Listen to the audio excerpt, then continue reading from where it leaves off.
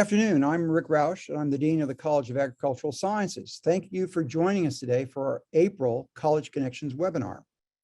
These webinars are designed to give you a unique inside perspective of the diverse programs, people, priorities, and partnerships within the College of Agriculture at Penn State. We're recording this session and we'll be sharing it via email with all who registered. You can also find links to all past sessions and registration information for future events on our college website by searching College Connections. So let's get started. Today's session is Follow the Carbon, Re-envisioning the Bioeconomy. We'll be hearing from Dr. Tom Richard, a professor of agricultural and biological engineering, and Dr. Melissa Kreye, the assistant professor of forest resource management and extension specialist.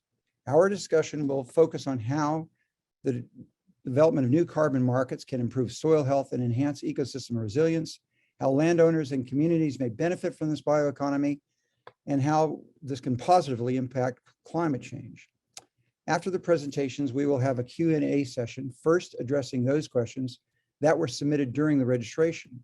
If you have questions during the presentations, please enter them in the Q&A link, not the chat, as it is easier for us to track them in the Q&A link. So to start us off, I'd like to introduce Dr. Tom Richard. In addition to his faculty appointment, Tom is the director of Penn State's Institutes for Energy and Environment, where he coordinates a network of almost 500 faculty engaged in interdisciplinary research and education on fossil and renewable energy, energy efficiency, water, climate, ecosystems, and environmental health. His research and teaching has focused on applications of fundamental engineering science to microbial and agricultural systems, developing market-based strategies for more sustainable agriculture, and the emerging bio-based economy. Tom directs the Northeast Regional Sun Grant Center for the USDA and is the Deputy Technical Director for the Department of Energy's National Risk Assessment Partnership for Geologic Carbon Sequestration. He earned his bachelor's degree from UC Berkeley and his master's and PhD from Cornell. As a personal note, Tom has educated me for years on energy and conservation, often in late night email exchanges, and always with his inexhaustible optimism about our ability to get climate change under control. So with that, Tom, off to you. Thank you very much, Rick. And I'm really looking forward to this session and getting a chance to share with you the reason for my optimism, which is that natural systems are incredibly powerful. And I'll share with you some of the reasons why. So first of all, I think we're all aware that there's a challenge with carbon, and we talk a lot about reducing emissions of carbon.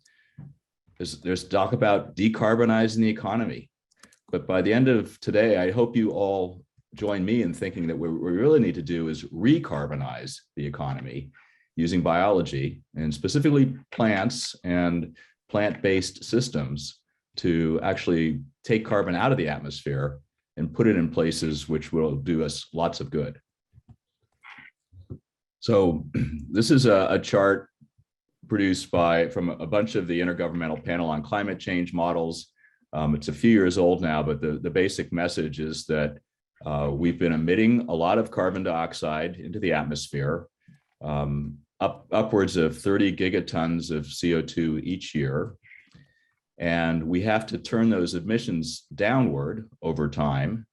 And we aren't going to be able to turn them down as steeply as is necessary to prevent the worst outcomes of climate change. We're already seeing some of them today, and all indications are that by the middle end of this century, we need to get down to net zero if we're going to avoid even more severe outcomes.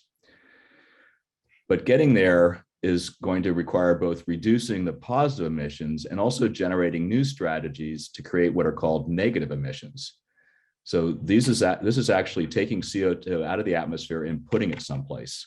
And I'm going to share with you a few examples to do that, noting that this particular figure predicted that we needed to get there by 2070.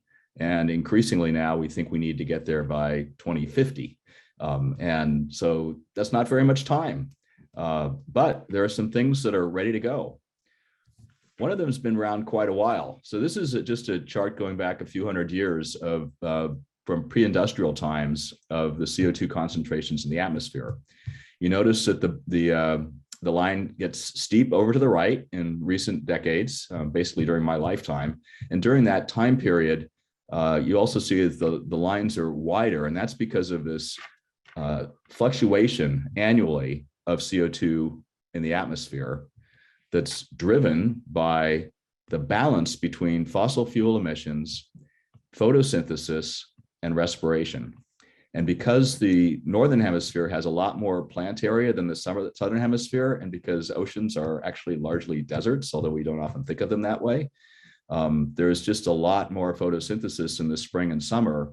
And during that time period, the green arrow shows that atmospheric CO2 concentrations actually drop significantly for several months until in the dark of winter, the fossil emissions overcome that photosynthetic uptake, and then the emission or the concentrations again increase. On a global scale, this plant-based photosynthesis and respiration actually dwarfs fossil fuel emissions by a factor of 10. So the green bars are the natural systems, the gray are the anthropogenic. In the case of the two gray bars to the left, those are agricultural and managed forests, plantations, and also decomposition of managed landscapes and fire.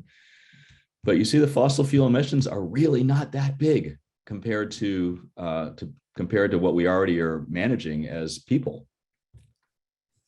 There are a lot of different nature-based climate solutions that have been described. Melissa will talk shortly about the forest side of those opportunities. I'll talk more, especially during the question period, about some of the ag and grassland opportunities. But a lot of this are practices that we already know are best management practices for soil health and for improving water quality. And many farmers have been doing them for quite a while for greater profitability.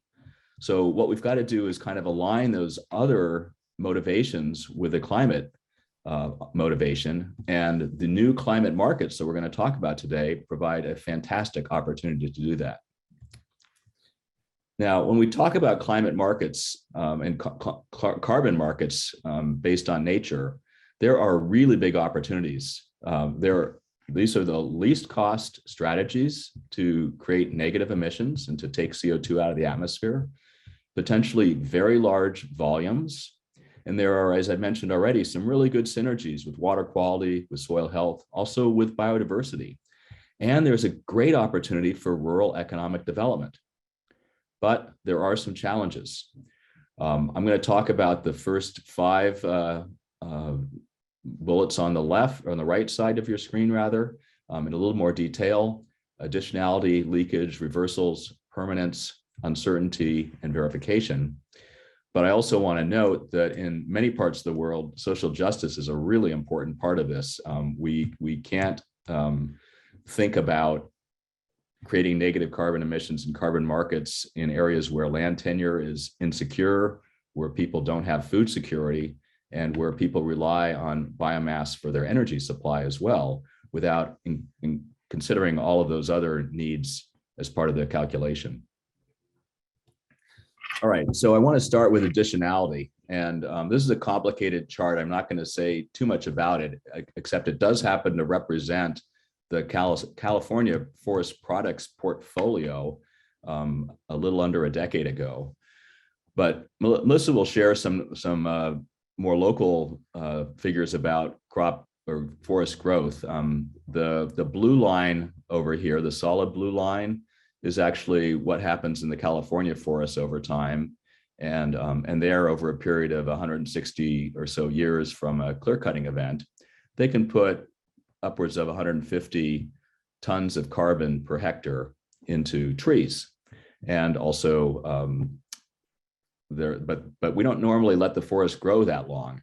We normally would log them perhaps every 60 or 80 years. And when we do that, we have a portfolio of products that we can turn that wood into. And some of those products are long-lived products, and some of them are short-lived products.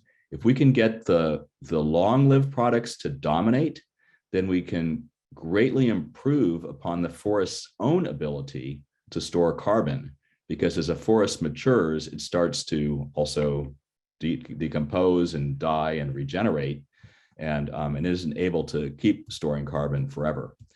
So I'm going to come back to this topic, but I just wanted to give you a sense that the important concept here in any type of carbon market is what was going to happen if you didn't pay somebody for a carbon benefit, and what is the business as usual case, and how is this new market going to motivate people to do something that's better than business as usual. And what's that difference look like? Because that's the only thing that the market's going to want to pay for, is the additionality. You don't want to pay somebody to not cut down a forest if it was in a national park and they weren't going to cut it down anyway. You don't want to pay somebody to graze grassland if it was already in a conservation reserve program and paid for. So those are just a couple of examples that are relevant to some of the landowners in Pennsylvania. All right, leakage is another concept, and this is a little bit hard to understand, but some of you may have heard of indirect land use change as something that we've talked about for years in the biofuels world. The idea here is if you change land use without changing demand for the products of that land, then somewhere else in the world, people are going to change land, a different amount of land or a different kind of land, to supply those products. And a classic example is corn ethanol. If we start diverting a lot of our corn crop to produce a biofuel, that doesn't mean that the traditional demand for corn is going to go away. And someone else might, because of the increased price of corn, cut down a few hectares of rainforest in Brazil or in Indonesia and cause massive carbon losses. And we have to consider that leakage effect as we figure out the carbon balance. So both the direct impacts and the indirect impacts. Now, those direct land use change impacts can often be positive in agriculture, but we also have to be cautious about what are called reversals. So someone puts land into grassland, grassland's really good for storing soil carbon, but what happens 20, 30, 50 years from now when they decide that they want to plow up that grassland again? And the carbon that was stored over those decades is suddenly very quickly re-released back into the atmosphere. Obviously, the person who purchased those carbon credits was thinking in a longer time frame. And if this reversal happens, then they didn't get what they paid for. So a lot of these carbon markets are asking people to make long-term commitments, which are sometimes very challenging and difficult for people to make when they're looking into the future that's uncertain. There's also the question of how long that particular stored carbon is going to last. Above ground biomass like forests, are they going to still be there in 50 or 100 years? What happens if fire or disease destroy that forest? Even soil carbon can actually be lost over time. And here's just a chart of the equilibrium soil carbon as a function of future temperatures in different climate change scenarios, where in this particular study, it looks like the carbon levels are going to drop over time in a warmer and a possibly wetter climate.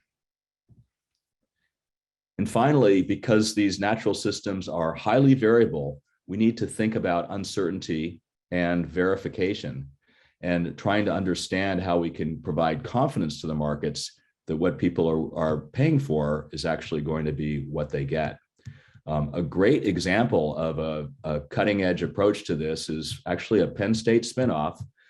Some of you may have heard of Plant Village, generated a project starting in our college that is working with a lot of, actually millions of smallholder farms in Africa. And just this fall, they started a new Carbon for Good spinoff, which planted almost 800,000 trees in just 3 months, using a combination of on-site education and community engagement, but also strong efforts looking at understanding those carbon cycles locally and the models for how much carbon they can trap in forests and other in trees and agroforestry, using satellites and cell phones to verify, and then using blockchain technology, the same technology that's used for cryptocurrency, to actually transparently verify the quality of that captured carbon.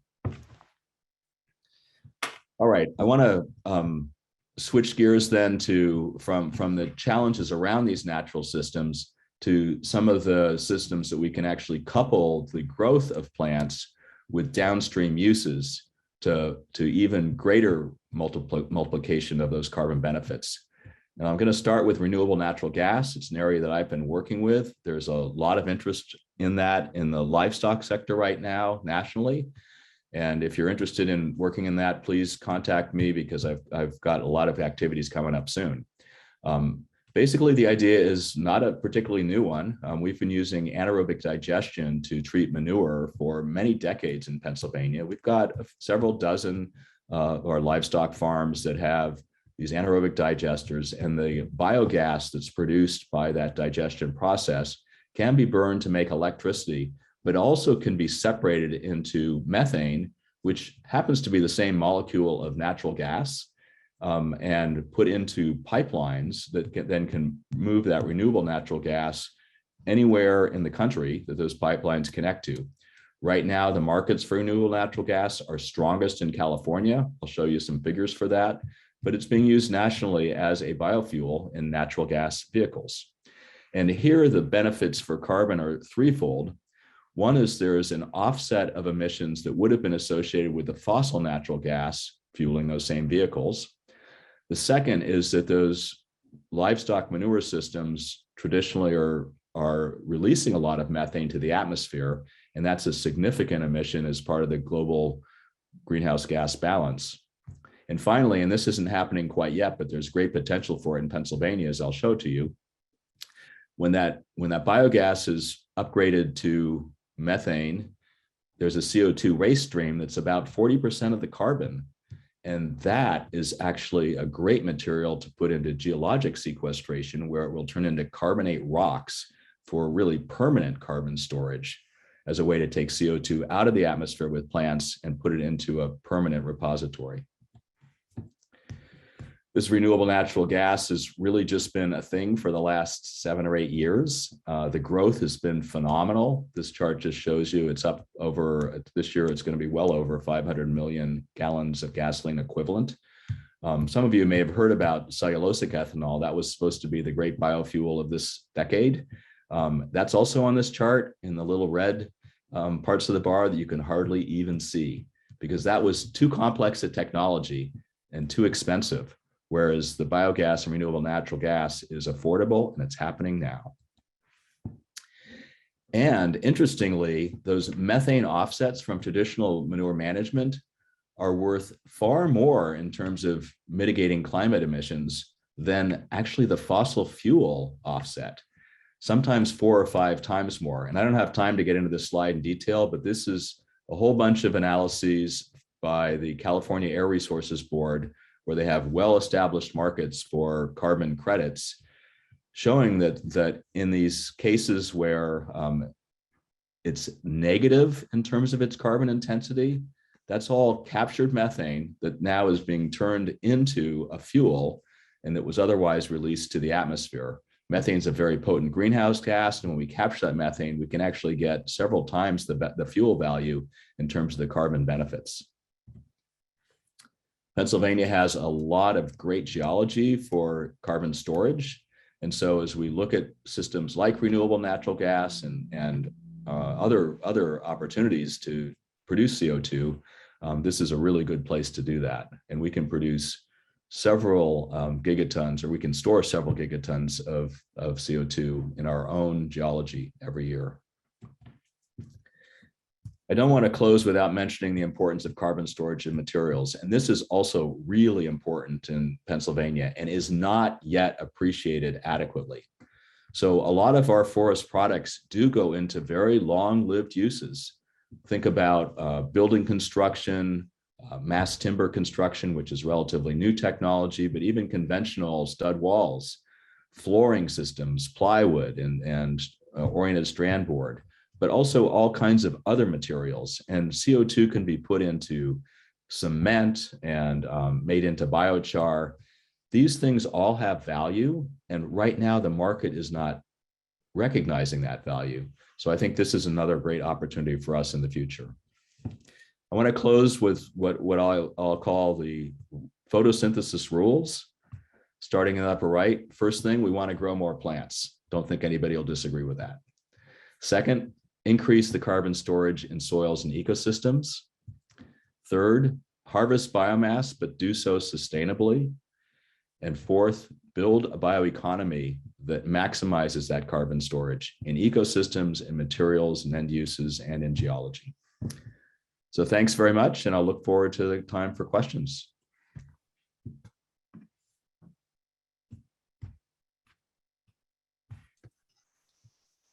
Oops, I think you're muted, Rick.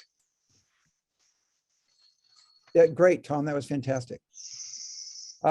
Next up is Melissa Kreye. She's an assistant professor in the college's Department of Ecosystem Science and Management and is the director and co-founder of Forest Owner Carbon Climate Education Program, which helps to prepare landowners to engage in the carbon economy.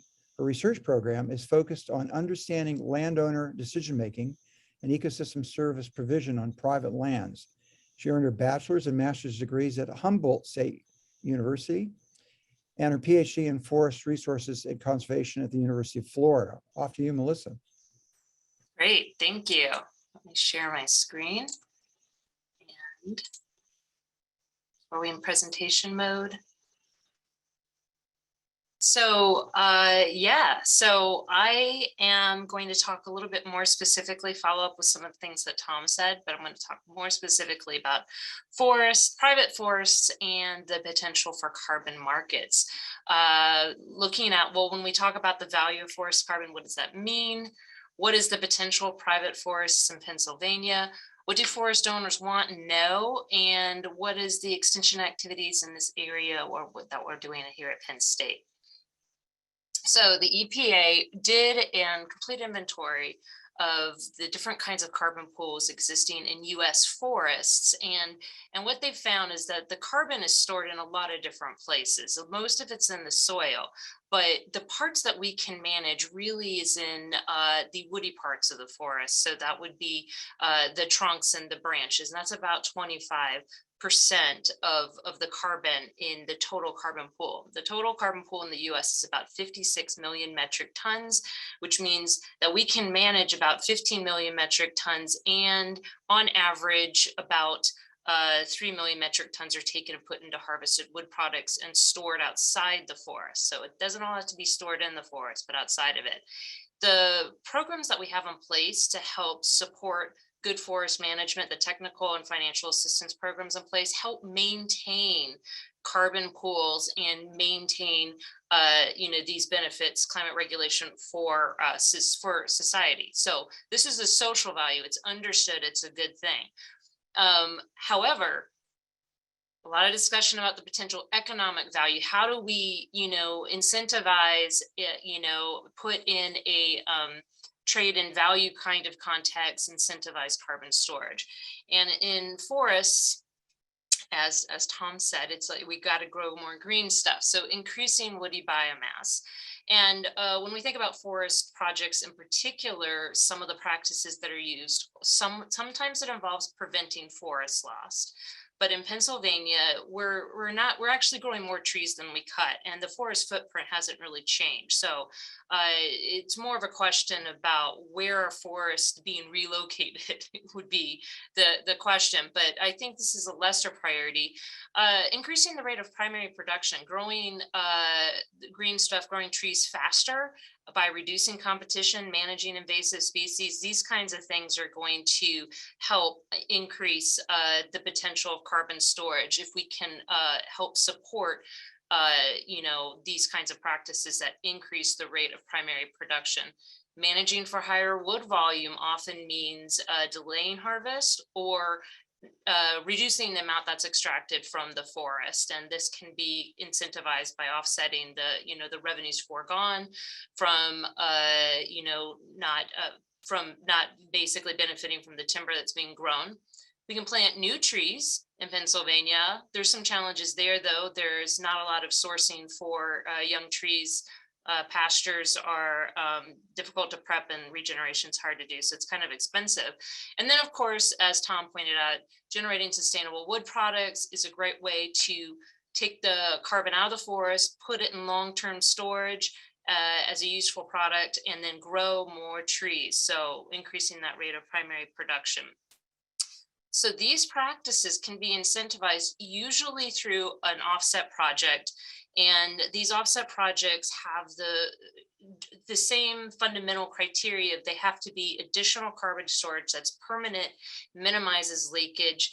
The value of these projects depends on the scale or scope, and then the rate of uptake and risk of reversal with forests. Under climate change, there is a risk of reversal and changes in the rate of uptake because of the pressures on forests. So I'm thinking pests and diseases, wildfire hazard, these kinds of things can affect the value of an offset project. The actors involved are going to involve usually a project developer. So like an NGO, we have some in Pennsylvania, like the Nature Conservancy, who is putting together projects and working with sellers. Those are the forest owners, delivering it to the buyers. So that could be corporations, but if they're working in a cap and trade structure, it could be those who are obligated under those regulations.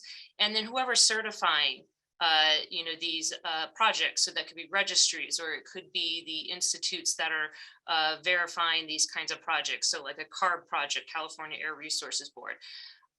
Understanding what is required and how it's packaged and sold is like a fundamental part of my extension program, because this is something that's not on the forefront of people's minds. And if you want to engage forest owners, they really have to understand, how does this market system work? Who is involved?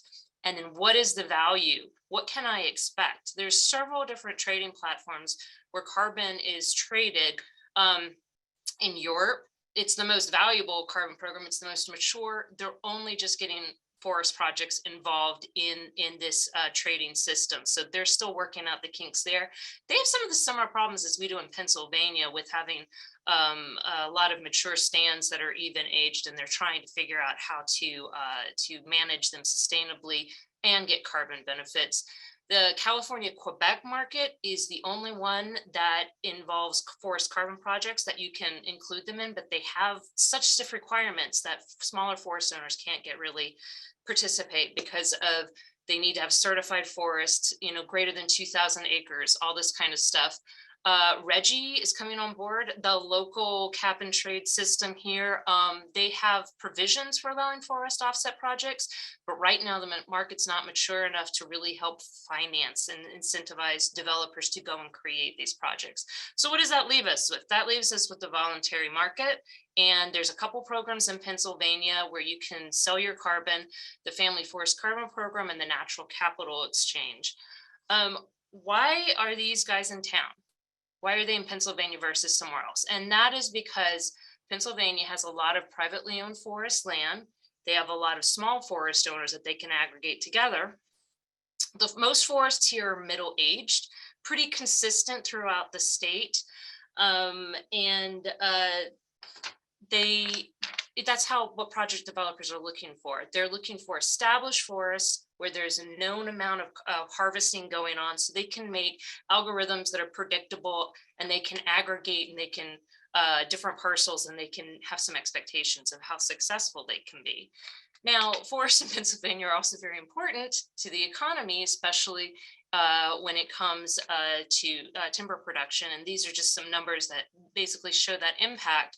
And the question everybody is asking is, how is a carbon program going to affect the larger timber economy? And it all comes down to what kinds of practices are required under these carbon contracts. Some practices are allowing for harvesting to continue within some requirements.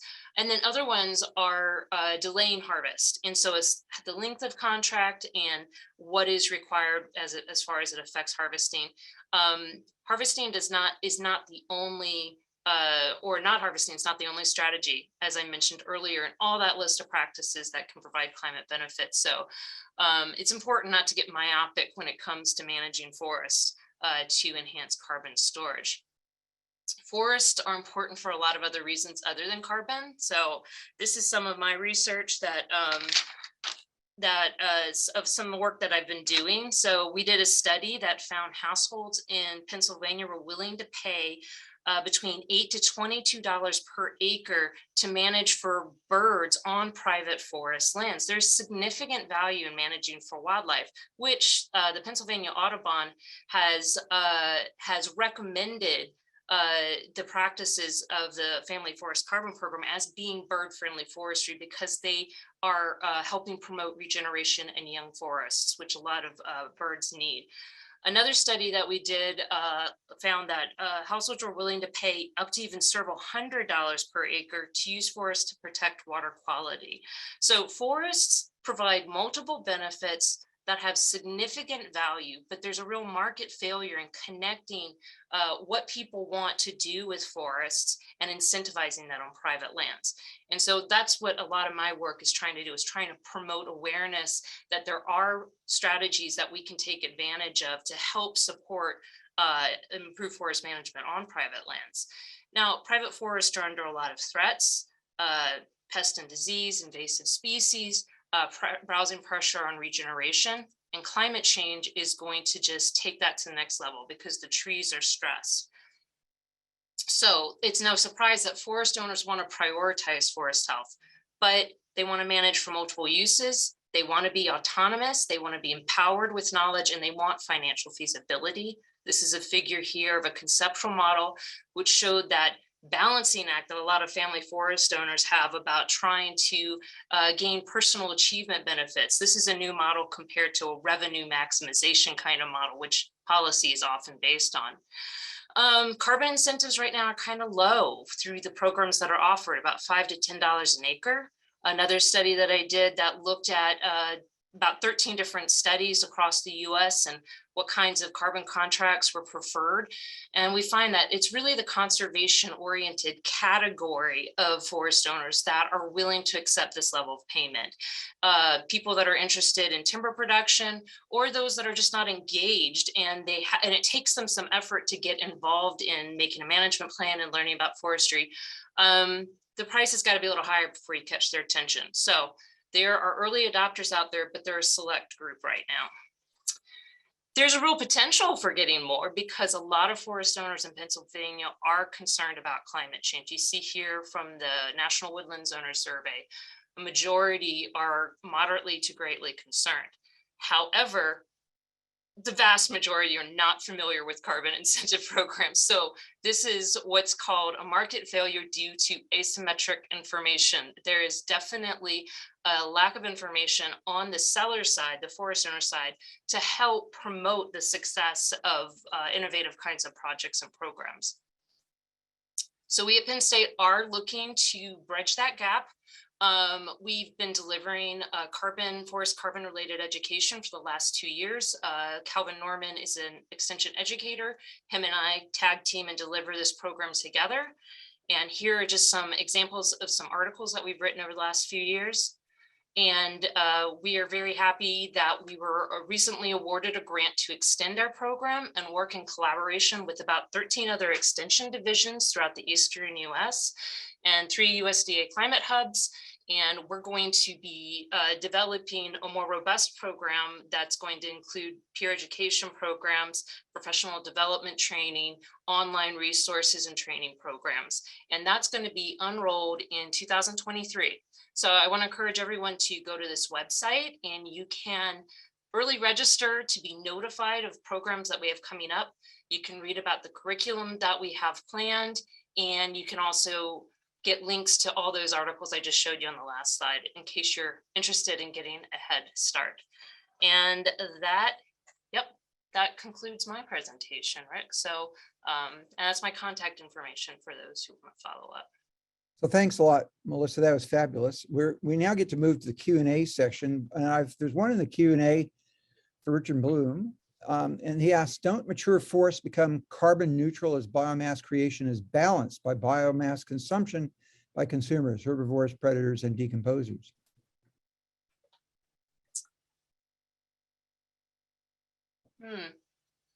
This is an interesting question. I'm not really quite sure of what is meant by balanced and the consumption by consumers. As far as like the plants, I mean, the other living things in the system. On whole, when we think about forests, whether or not they're carbon neutral or carbon sink or carbon source, it really has to do with the trees, the wildlife, and other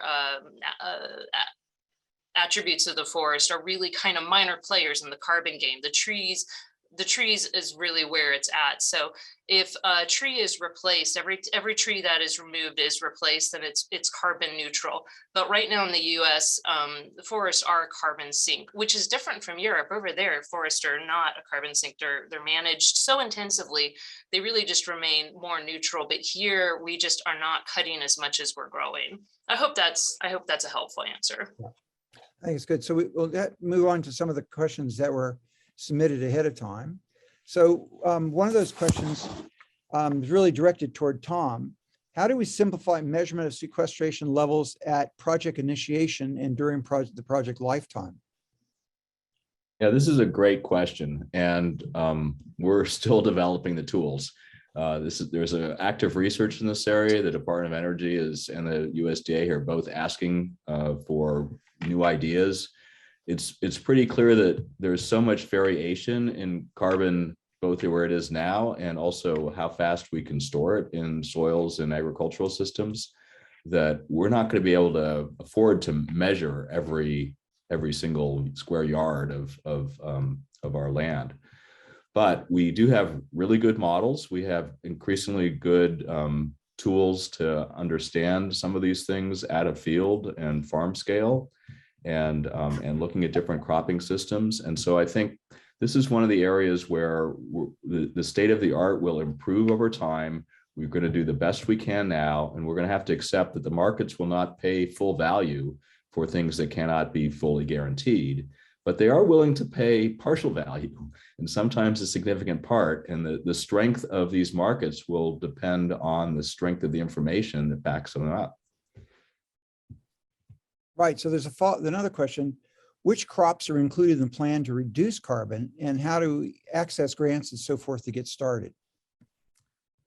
Yeah, so there's really a wide variety. So the existing agricultural carbon markets are paying for a handful of things. So first of all, they will absolutely pay for no-till. So that's not a different crop, it's a different tillage management system, but it leaves the residues on the surface of the soil and reduces carbon losses in the surface areas. They also are very happy to pay for cover crops of a wide range. These can be winter crops that are well known to Pennsylvanians, like winter rye and some of the clovers, and so there's a good history of that, and some of those store more carbon in the soil than others, and the markets are willing to pay for those in those different ways. And then they're also very comfortable paying for taking annual cropland and putting it into perennials. Right now, there's not a lot of connectivity between those cropping system changes that I've just described and downstream markets, but there could be. And I think as this whole area matures, there will be connectivity downstream from the different end uses of these products from those different crops. So Melissa, I've got a question for you now. What's better for the environment, forests or the loss of those forests for solar energy projects? Yeah, I think this is a question I've encountered before, and based on just the way it was posed, it's sort of implying like maybe there's like it's either this or that, but actually in a policy analyst kind of world, it's more complicated because it really is about site selection. Not all forests are the same, and forests are not really directly comparable with solar power. One is like a technology constructed strategy with lots of pros and cons, and forests are natural systems that have a much larger footprint. So things I would think about is just consider the impacts of solar on landscapes. Not only are you removing the trees, but then you're also compacting the soil, maybe bringing in invasive species, you're influencing that seed bed. It's not just about that forest, but like if the solar panels are there for 30 years, and then how long it takes to get that forest back, so another 50 years, you have to discount it through time, the loss of certain benefits. You have to think about the location of it. Are you interfering with wildlife movement? If you're locating this near a grid, is this disrupting wildlife movement? Is it in a place where there's like it's affecting riparian areas? So you think about like third order streams, and then under climate change, you have like higher rates of rain. So I hope that kind of explains that it's not quite, like a 1-for-1 trade-off, when you think about trees versus solar panels. It really has to do with smart siting. So I've put in the chat answers to a similar question about the trade-off between solar power and wind power. And so some similar considerations. A lot of it depends on the site. Thanks, Tom Murphy, for helping with that one. There's another question here, Melissa. How do we mimic the carbon reducing benefits of forests in planting in urban and semi-urban settings? Are there better choices of trees than others if we were trying to store carbon in urban areas?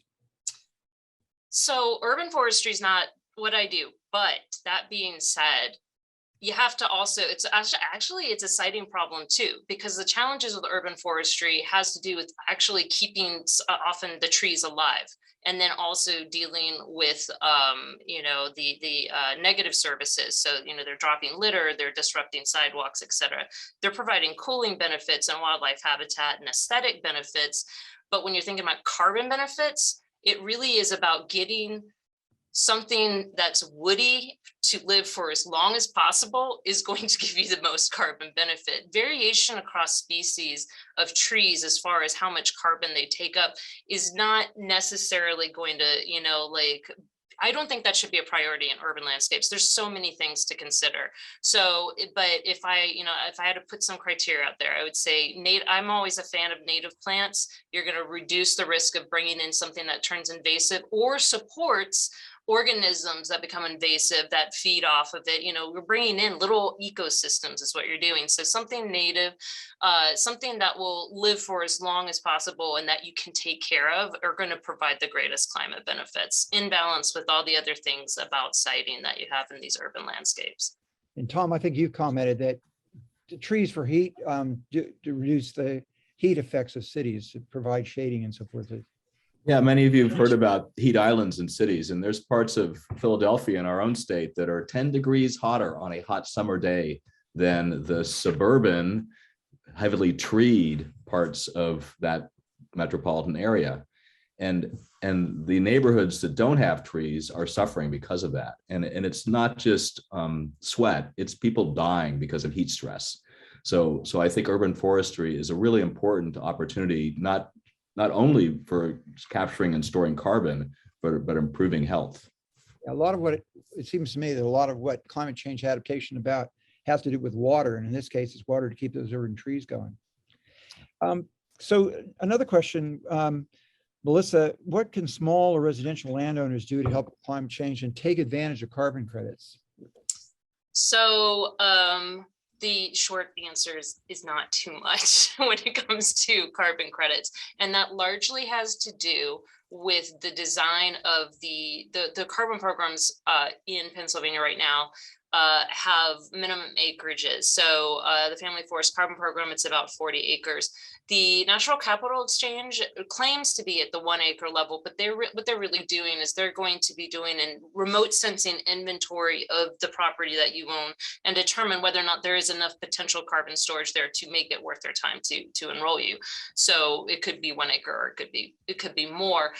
I think with residential communities, minimizing your input, so use of fertilizers and other things like that do have a carbon footprint, that would be the way to start moving your residential homes into a more climate stewardship direction. So I think maybe that might be the way to think about it at residential communities at this point, because their contribution in aggregate is meaningful, but that hasn't been captured yet by project developers, just because of the complexity of working with so many different landowners or property owners in small residential kinds of contexts. So personal choices and a lot of other ways about how you use energy is probably more important. Now, Tom, there was another question, variation on this. As a co-owner of a small grass-fed Black Angus operation in South Dakota, I'm interested in carbon offsets and how a small producer might engage or benefit from the bioeconomy. Yeah, great question. And this is something that quite a few companies are trying to sort out and have programs. And I won't mention all, but Indigo Ag, Nori are a couple that have gotten a lot of press. There are a handful of others that are active and putting together programs that are targeting medium-sized farms and looking for people that are really interested in generating new models for this. So I think if you're an innovator and interested in this area, there are definitely people to reach out to. And we're always trying to develop new technologies to make this more accessible, because the smaller farms are a great number of the farms that really need these opportunities. And we're going to try to work out ways to make that happen. Okay, so here's another question for both of you. Is we're starting in education outreach. We're looking at developing a local climate action plan for our township. How can we engage our local residents to become active participants in the process slowing climate change? So engaging people is pretty tough, because climate change is not an apparent issue in Pennsylvania yet, as it is in other places like California, where they have like a 12-month fire season now. So convincing people to think about their climate stewardship is you really have to understand what is important to them first. And in Pennsylvania, it often has to do, it's going to do with water management. It's going to be droughts and flooding, and understanding what people care about first, and then talking to them about that is going to keep them listening. Education and outreach is the first stage of the education process. You have to engage people at the questions that they're interested in. That's how we do it in extension, is like we're finding out what problems people need to be solved using science that we're developing and the research we're developing. We find out what those problems are, and then we say, here, we have some ideas for you. And then they are empowered to take that and apply it to the problem. So first step, engage them by addressing questions that they're interested in at the local level. And so I would do talking circles, listening groups first, before you show up and say, oh, there's this like catastrophic thing called climate change coming to get you. Let's talk about it. No one's going to want to talk to you at that point. You've got to really talk to them at the level and issues that they're concerned about. That would be my suggestion. Don't look up. Tom. Yeah. And I would just add that I think we often think about climate as a challenge, but we also should recognize it as an opportunity. And I think many of the practices that we've talked about in agriculture and forest lands are best management practices that we've been talking about for decades. Now there's an opportunity to put new money on the table to help encourage and motivate more people to take up those practices. When it comes to local climate action planning, I think the same is also true. A lot of the practices, for example, that reduce the need for transportation of combustion vehicles are things like putting in bike paths and making it easier to walk and encouraging public transit. And those are very valuable for many members of our society. So I think there's just a lot of opportunity there. Penn State is working with the state of Pennsylvania to help with climate action planning in local communities in Pennsylvania. There's new education and certification programs that the state's put in place for local communities to develop their own expertise. And so there's a lot of opportunities here to try to take advantage of those opportunities. Can I plug Sure. one of my extension products? Yeah, sure. So Susanna Winden and I, last year, we delivered a program called Effective Environmental Outreach Strategies. And my contribution to that was how to strategically design outreach and education in order to create behavior change, and what that would look like and how you would measure that impact. And I have on the extension website, you can, for a very minimal fee, $8, purchase a guide, a 30-page guide that outlines every single step about how do you identify the problem, how do you create the educational intervention, how do you assess its effectiveness, all with it pointing towards behavior change. And so if folks are looking for kind of like, these are all the moving parts of being effective and engaging people in this subject matter, then that might be a place where they can kind of get like that vision for what that all involves. So Tom, coming back to our originally submitted questions, can we have a message of a world policy in accordance with which agriculture and livestock capture carbon from the atmosphere? Agriculture and livestock capturing carbon. Yeah, so agriculture is all about carbon capture, right? That is what photosynthesis is. And so the livestock, not so much. They're taking advantage of the carbon that was captured by the plants, but processing and putting CO2 into the atmosphere. But I do think that the livestock are a really important part of the overall system. And I'm not sure exactly where the question was driving towards, but at a global scale, agriculture on the land is roughly 10% of human greenhouse gas emissions. And a lot of that is associated with livestock. A lot of it's associated with nitrogen fertilizer and the nitrous oxide emissions from that. We need to understand those and get them under control and complement or take advantage of the plant's ability to take CO2 out of the atmosphere. But we also need to look, I think, more broadly at the food system and understand that the agricultural system, including food, is roughly 30% of human greenhouse gas emissions. So it's really big. And again, our college and our collaborators and our stakeholders have a huge role to play. Mm-hmm.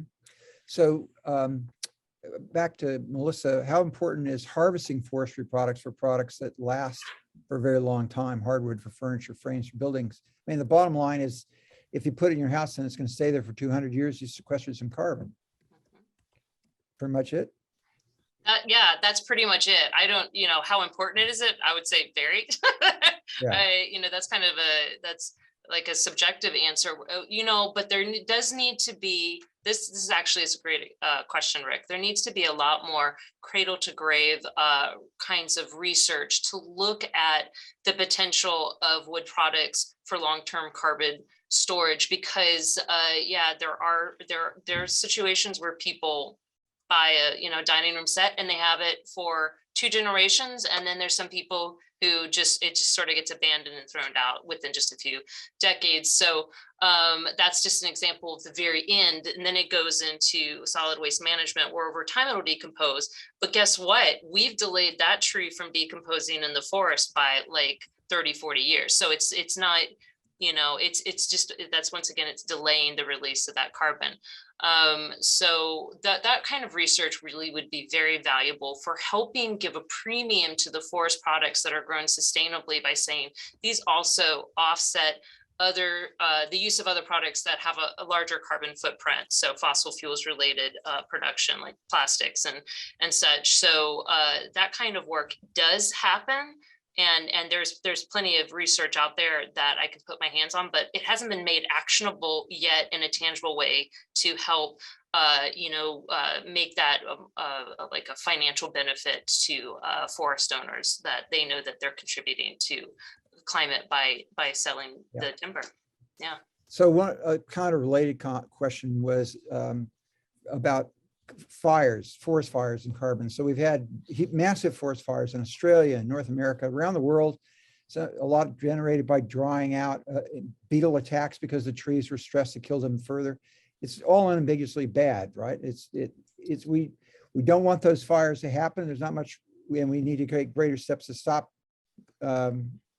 just horrendous wildfires, basically. Yeah, well, I had a brief conversation with Dr. Jesse Kreye, who's our fire and natural resources professor here in this department. And he said that one of the difficulties in the West is they can't wrap their head around the idea that actually protecting the carbon within natural systems means you're going to have to get rid of some wood because of the wildfire hazard. It's kind of a boom or bust scenario. If you have a wildfire come through, the release of that is going to be much greater than the carbon that would be released through managing a low density stand and trying and using prescribed burning to remove the fuels from the floor, the forest floor, that after time they build up, and then you have the really big wildfires. So it's kind of it's kind of one of those, you have to recognize the context in which you're operating in, because they now have this this wildfire kind of problem that they have to manage first before they can think Right. about carbon.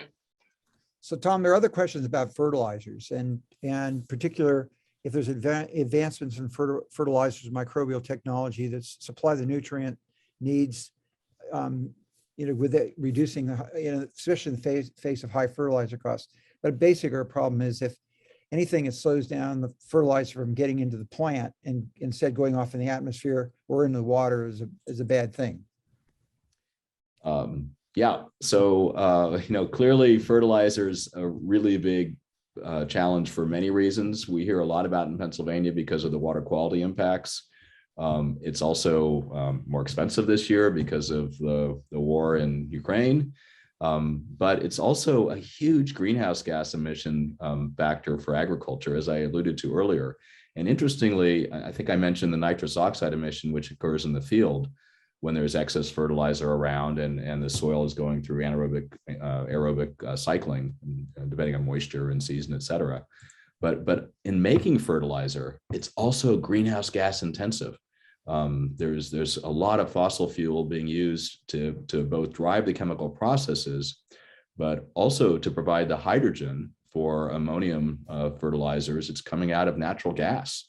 So there's chemical factors as well. So anyway, anything we can do to more efficiently use fertilizer and also to create alternatives to synthetic chemical fertilizers is going to get us way ahead in terms of the carbon emissions associated with agriculture. Yeah.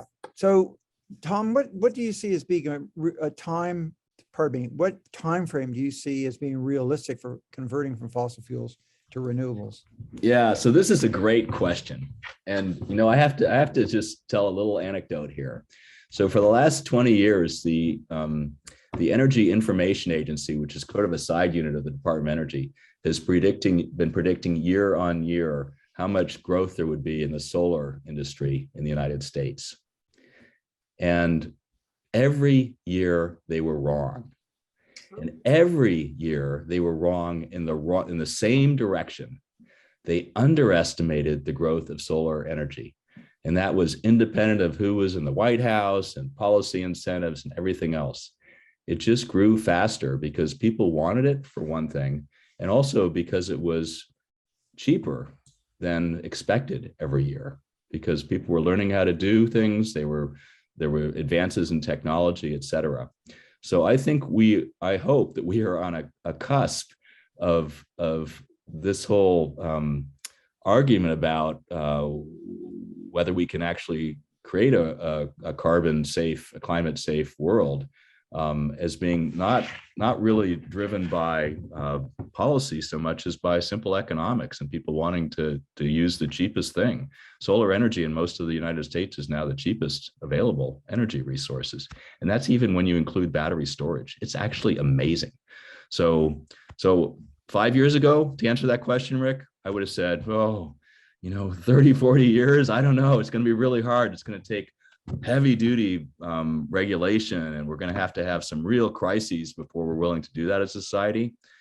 I'm unwilling to say that we're not going to do it on our own in 15 or 20 years. But I do think the kinds of incentives that have helped solar grow with subsidies for those early adopters, that's going to be what makes it happen. And if we start to get things to happen at scale, then it's going to be cheaper and people are going to find them attractive.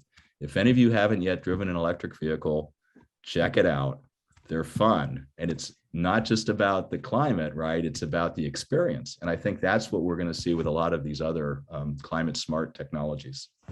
I think, go ahead, Melissa. Oh, I was going to say, I think it's the same thing for forest carbon, Tom, that I think once there's proof of concept with these early adopters and people catch the vision that these incentives can actually help them do a better job being forest stewards because they have alternative streams of revenue they can select from, then it's going to catch on. It's about establishing the new norm, I guess, in this new kind of economy. Right. Well, we probably have to wrap things up. We've had a lot of questions. I'm sorry if we didn't get to every question. I feel like we got to a lot of them. It's been a really fast-paced discussion we've had. So I want to thank Tom and Melissa for joining us today and clearly enriching us with lots of great information about how we're going to try to manage greenhouse gas emissions, keep carbon and nitrogen in places they belong. To our audience, before you log off, please note on the screen the 2 sessions listed for May and June, and you can register at our website, and we hope to see you then. And with that, thanks again, Tom and Melissa. Best wishes to all. Take care.